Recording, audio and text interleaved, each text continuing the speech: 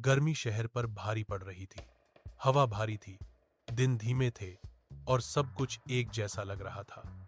एक छोटे से अपार्टमेंट के अंदर 4 दोस्त अयान, जैन, सारा और हमजा कमरे में इधर उधर बैठे थे। गर्मी, शोर और दिनचर्या से थक चुके थे। अयान ने आखिरकार अपना लैपटॉप बंद कर दिया।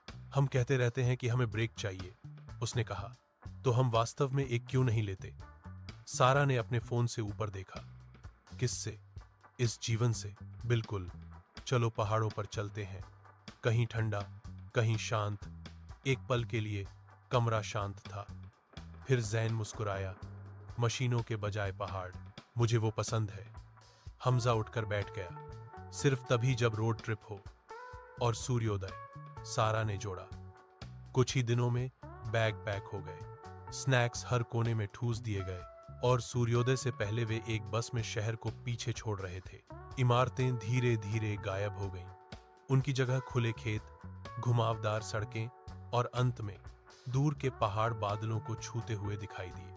जैसे जैसे बस ऊपर चढ़ती गई, हवा ठंडी होती गई और उनके दिल हल्के होते गए। खिड़कियां खोली गईं। संगीत धीरे धीरे बज रहा था। हंसी आसानी से आ रही थी। जब वे एक छोटे से पहाड़ी शहर में पहुंचे तो सब कुछ धीमा महसूस हुआ। लकड़ी के घर ढलानों से चिपके हुए थे। चीड़ के पेड़ धीरे धीरे झूल रहे थे। उनका गेस्ट हाउस सरल, गर्म और शांत था। कोई फोन सिग्नल नहीं था। उत्तम, जैन ने कहा। उनकी पहली पैदल यात्रा उन्हें एक जंगल में ले गई, जहां धूप सुनहरी धूल की तरह पत्तियों से छनकर आ रही थी। पक्षी गा रहे थे। जमीन से मिट्टी और बारिश की गंध आ रही थी। सारा तस्वीरें लेने के लिए रुकती रही। यह विश्वास करने में असमर्थ थी कि हर चीज कितनी सुंदर है। एक ऊंचे दृष्टिकोण से उन्होंने घाटी को देखा, जो अनगिनत नीचे तक फैली हुई थी, जो धुंध से ढकी हुई थी। किसी ने बात नहीं की। कुछ क्षणों को शब्दों की आवश्यकता नहीं होती। उस रात वे तारों से भरे आकाश के नीचे एक छोटी सी आग के चारों ओर बैठे थे। जैन ने धीरे से अपना गिटार बजाया जबकि लपटें नाच रही थीं। क्यों न हम ऐसे ही अधिक बार रहें? सारा ने पूछा। क्योंकि हम जीवित रहने में व्यस्त हो जाते हैं, अयान ने उत्तर दिया। हमजा आग में घूर रहा था। क्या होगा अगर एक दिन हम ऐसे नहीं रहेंगे? सारा ने धीरे से मुस्कुराया। तब यह रात हमें याद दिलाएगी कि हम कभी थे। अगली सुबह वे मुख्य रास्ते से भटक गए और एक छिपा हुआ झील की खोज की। इसकी सतह पूरी तरह से शांत थी, बादलों को दर्पण की तरह प्रतिबिंबित कर रही थी। यह जगह वास्तविक नहीं लगती, हमजा ने फुसफुसाया। वे पानी के किनारे बैठे।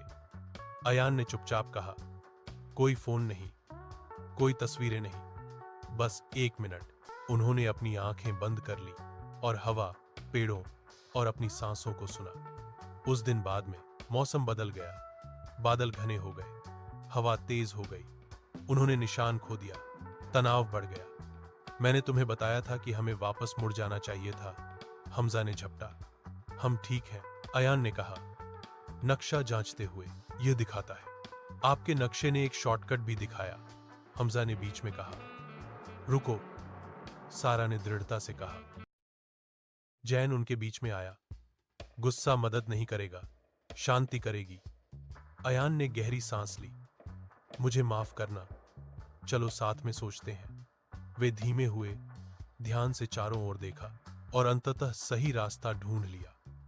वे थोड़ी देर के लिए चुपचाप चले, लेकिन कुछ महत्वपूर्ण हुआ था। वे खोने से नहीं बचे थे। उन्होंने इसमें एक दूसरे को न छोड़ने का फैसला किया था। शाम तक वे एक ऊंचे शिखर पर पहुंचे। जैसे ही सूरज डूबने लगा, पहाड़ियां सोने की तरह चमक रही थीं। आकाश नारंगी और गुलाबी रंग का जल रहा था। वहां से दुनिया अंतहीन लग रही थी और उनकी चिंताएं अविश्वसनीय रूप से छोटी। काश हम यहां रुक सकते, सारा ने धीरे से कहा। हम समय को रोक नहीं सकते, जैन ने उत्तर दिया, लेकिन हम इसे ले जा सकते हैं, हमजा ने कहा। अयान ने एक छोटी सी नोटबुक निकाली। एक ऐसी बात लिखो जिसे तुम कभी भूलना नहीं चाहते। उन्होंने चुपचाप लिखा। उनकी आखिरी रात शांति से गुजरी। बैग पैक हो गए थे। हंसी लौट आई। पहाड़ों को अलविदा फुसफुसाया गया, बोला नहीं गया। बस की सवारी वापस अलग महसूस हुई। शहर धीरे धीरे उनसे फिर से मिलने के लिए उठा, शोरगुल और बेचैन। लेकिन उनके अंदर कुछ बदल गया था। उन्होंने सीखा था कि सन्नाटा कैसा लगता है। उन्होंने सीखा था कि दुनिया कितनी विस्तृत है और जब दोस्ती की परीक्षा होती है तो वह कितनी मजबूत हो सकती है। हफ्तों बाद वे परिचित शहर के सितारों के नीचे एक छत पर एक साथ बैठे थे। तो हमजा ने कहा, अगली गर्मियों में? सारा मुस्कुराई। जल्दी। वे हंसे, क्योंकि कुछ यात्राएं तब समाप्त नहीं होती जब आप लौटते हैं, वे तब शुरू होती हैं जब आप महसूस करते हैं कि आप कौन हैं पहाड़ियों के परे।